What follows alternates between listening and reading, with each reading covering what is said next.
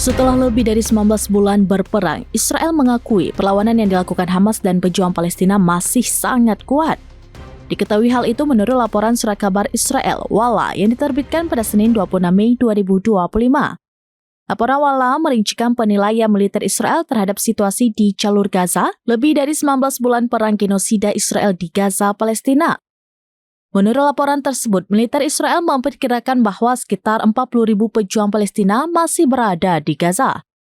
Bahkan menurut militer Israel, terowongan Hamas dengan segala sistemnya masih kokoh dan berdiri luas. Zionis Israel menggambarkan sistem terowongan Hamas atau pejuang Palestina terkonsentrasi di wilayah-wilayah Gaza, terutama di kota Gaza, Khan Yunis, dan kamp-kamp pengungsi pusat. Pernyataan ini muncul saat Israel terus melancarkan serangan brutal yang korbannya warga sipil Gaza. Mulai dari pengeboman intensif, serangan darat, dan operasi pemindahan massal di seluruh jalur Gaza. Laporan tersebut juga menyatakan bahwa Hamas masih memiliki ratusan roket. Tapi Hamas disebut menahan diri untuk tidak meluncurkan roket tersebut lantaran khawatir terhadap penduduk sipil.